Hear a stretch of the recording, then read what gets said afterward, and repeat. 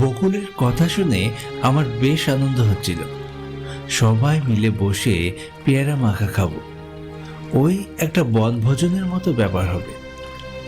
আরও কিছুক্ষণ বসে থাকার পরও আমরা যখন একটা মাছও পাচ্ছিলাম না, তখন বেশ বিরক্ত হয়ে আমরা সেখান থেকে উঠে যাই আর যে যার বাড়ি চলে যায়।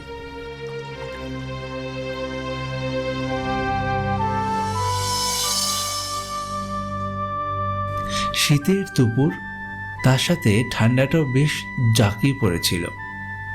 ঘরে যেয়ে আমার ঘুম পেয়ে গেল। আমি কাঁথা ঢাকা দিয়ে ঘুমিয়ে পড়লাম।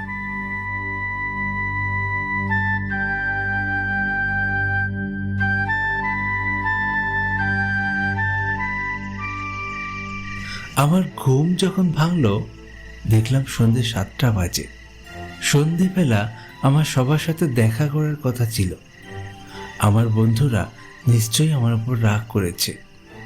আমি তাড়াতাড়ি উঠে রওনা দিলাম সে বট গাছের নিচের মাচার দিকে, যদি ওরা ওখানে এখনো বসে থাকে।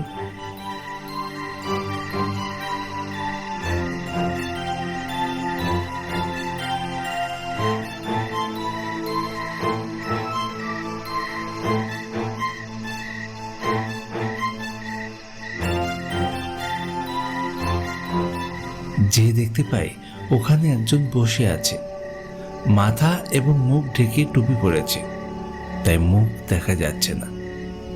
দেখে মনে হলো এটা রাসেল বসে আছে।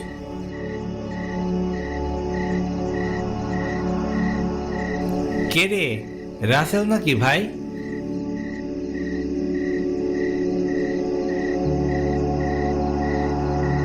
রাসেল কোনো সাড়া দিল না।